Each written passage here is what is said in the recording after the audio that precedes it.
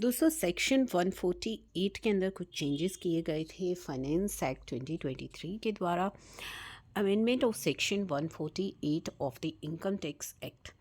तो इन चेंजेस के बाद for the word such period as may be specified in such notice, the word a period of 3 months from the end of the month in which such notice is issued or such further period as may be allowed by assessing officer on the basis of application made in this regard by the assessee shall be substituted। तो दोस्तों अगर आप अपनी ITR file नहीं करते हो, ऐसे case में आपको इनकम टैक्स के द्वारा नोटिस आ सकता है, तो आपको इन रिस्पॉन्स टू नोटिस अपनी ITR को फाइल करना होता है। अब वो नोटिस अगर आपको इशू हो गया है तो उसके लिए आपको अपनी ITR कब तक फाइल करनी है? आपको अपनी ITR फाइल करनी है with in 3 months, with in a period of 3 months from the end of the month in which notice is issue. तो यहाँ पे चेंज किया गया है इस पीरियड में। अब जिस भी मंथ में आपके पास नोटिस आया है, वो मंथ जब एंड हो रहा है तब से लेकर के 3 मंथ्स के अंदर अंदर आपको ITR फाइल करनी है। अगर कोई नोटिस आपको आता है ITR फाइलिंग के रिगार्डिंग, तो आपको 3 मंथ्स के अंदर अंदर अपनी ITR फाइल करनी है। अगर आप अपनी ITR फाइल नहीं करेंगे तो आपकी ITR जो है इनवैलिड होगी, यानी कि फ़ाइल नहीं होने के कारण जो असेसिंग ऑफिसर है वो आपके असेसमेंट करेगा और असेसमेंट के बेसिस पर जो है आपका टैक्स कैलकुलेट किया जाएगा।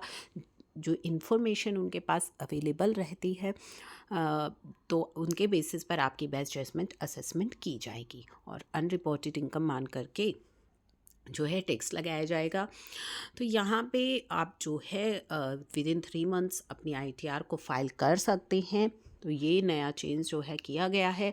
साथ ही जो है ये जो 3 मंथ्स का पीरियड है आप इसको फर्दर एक्सटेंड भी करवा सकते हैं। वो भी आपके लिए एक अच्छी बात है कि अगर आप 3 मंथ्स में नहीं कर पा रहे हैं ITR फाइल, तो आप इसको एक्सटेंड करवा सकते हैं, जो कि असेसिंग ऑफिसर अलाउ कर सकता है आपको ऑन द बेसिस ऑफ जो एप्लीकेशन। उसके लिए आपको एप्लीकेशन देनी होगी और आपके एप्लीकेशन के बेसिस पर असेसिंग ऑफिसर अगर चाहे तो इस पीरियड को फर्दर एक्सटेंड कर सकता है।